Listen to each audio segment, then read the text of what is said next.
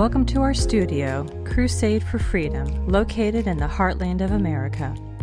Our desire is to be a symbol of hope by spreading the message of freedom to millions.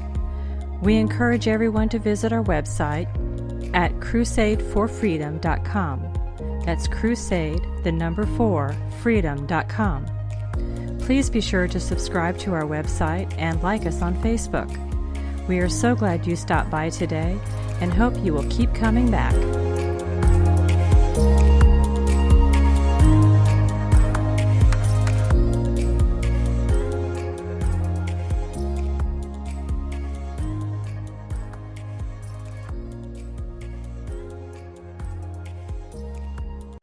All right, today I'm going to talk about John Dewey, the father of American education.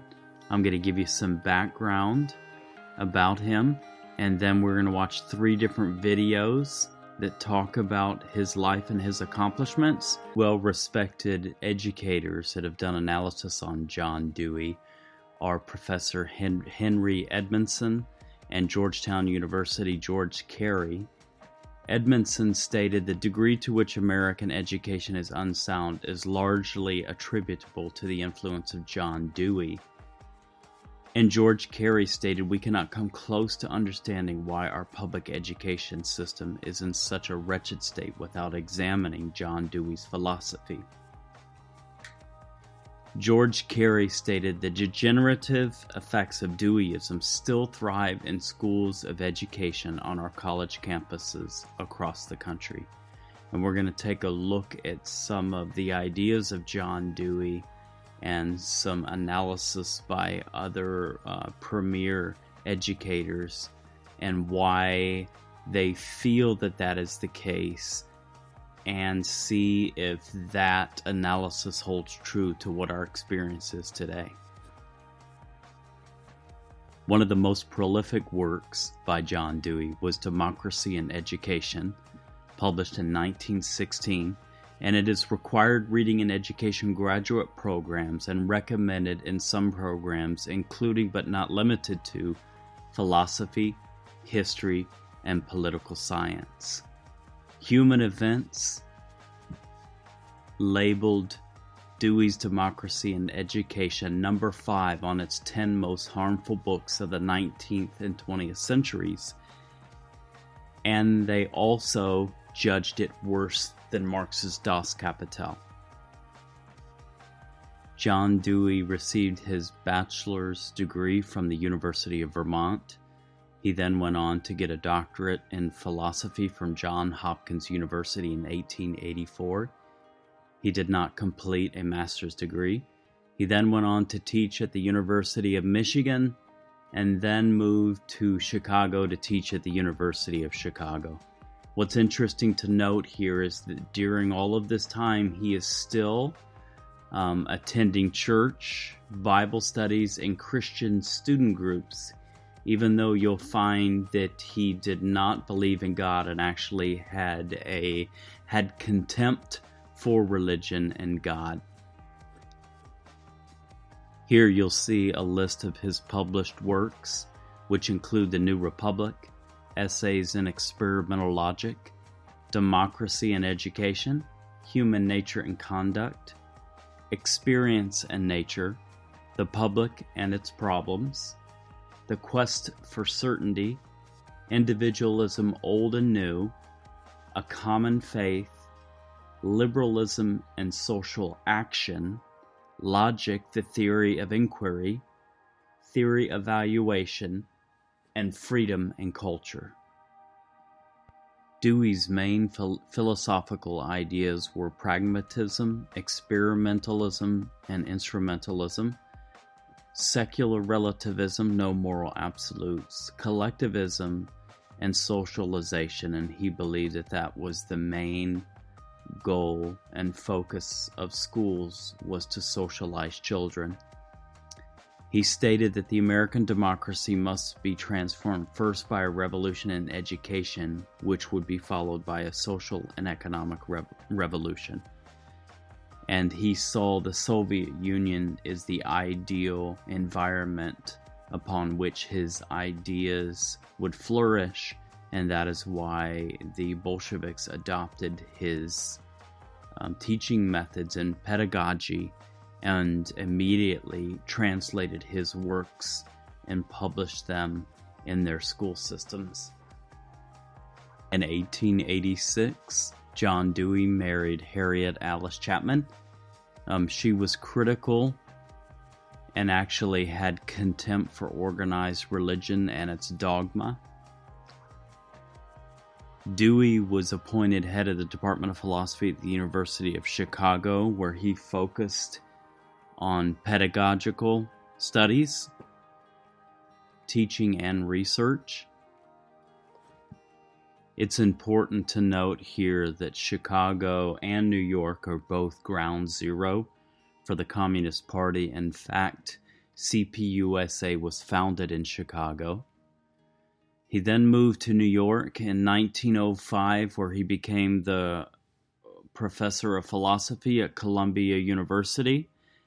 And again, Columbia is a center of gravity for the Communist Party. In 1919, he co-founded the New School for Social Research, and most importantly, in 1920, he started the ACLU, the American Civil Liberties Union, which would be the legal arm for the Communist Party from then all the way to present. Before we watch some videos, and then in this section, I want to reference several quotes by Henry Edmondson. He stated that Dewey had a disdain for religion, tradition, and inherited values. Dewey claimed that religious beliefs and traditions were signs of unintelligent thinking and at worst outright oppression by the wealthy and powerful.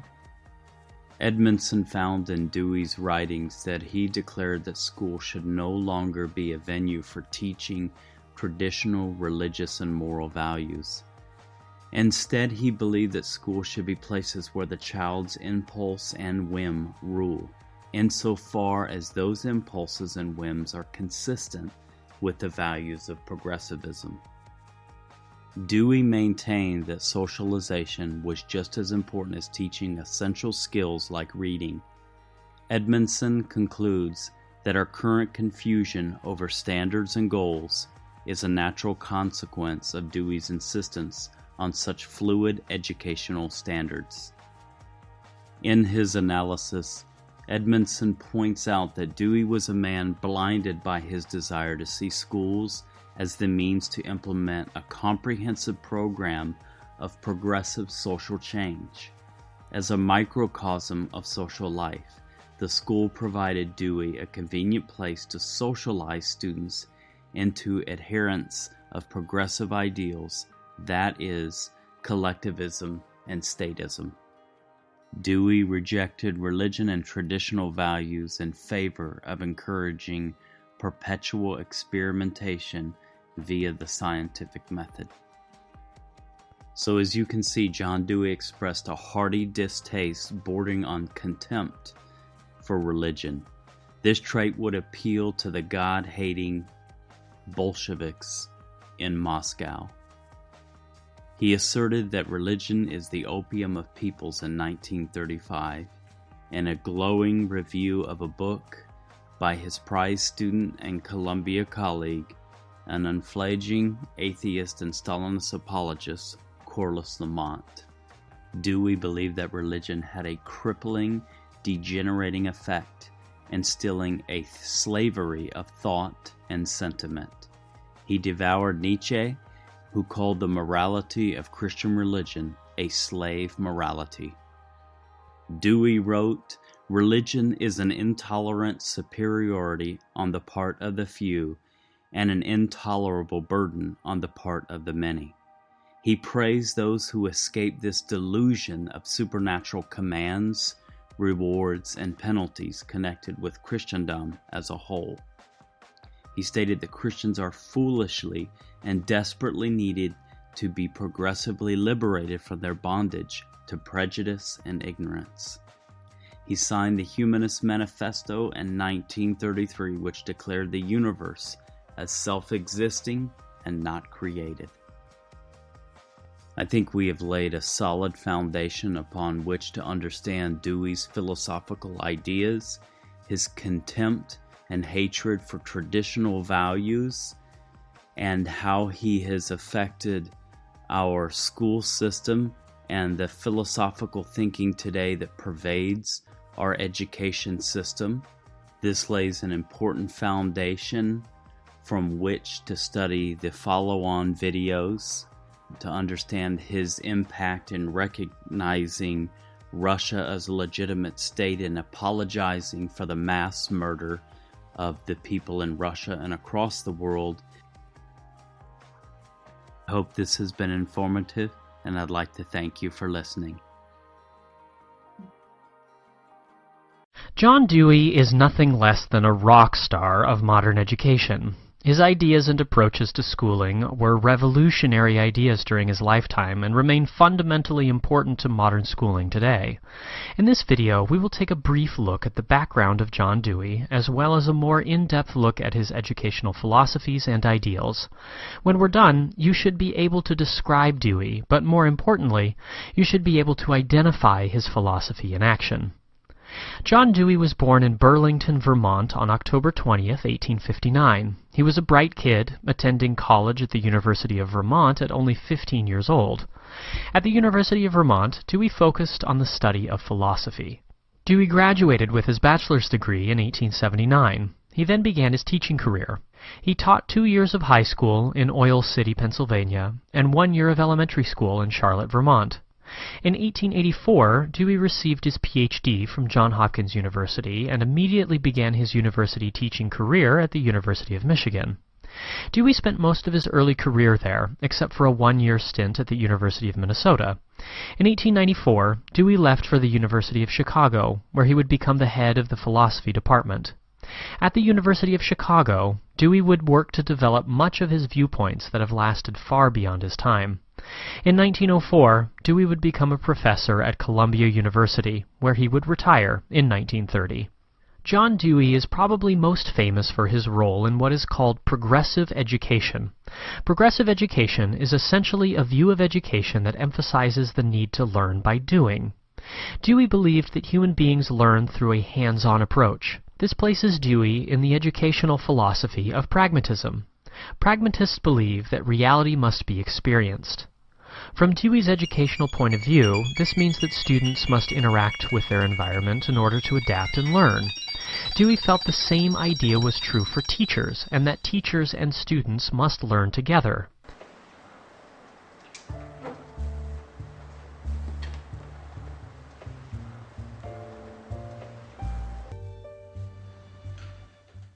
But going to college is not the same as getting an education, though the two are often confused. John Dewey was 70 when this newsreel footage was shot, in which he distinguished education from mere schooling.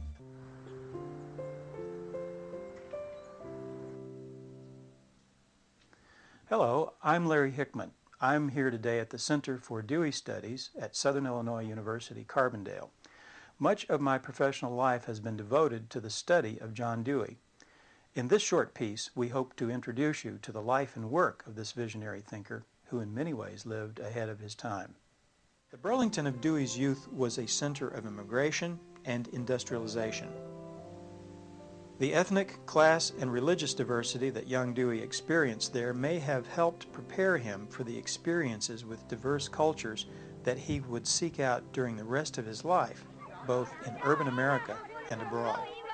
In 1894, the recently founded University of Chicago appointed Dewey as head of its Department of Philosophy, which included psychology and pedagogy.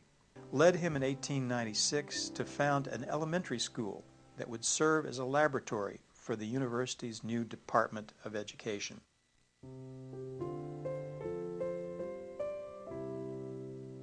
The reflex arc concept in psychology.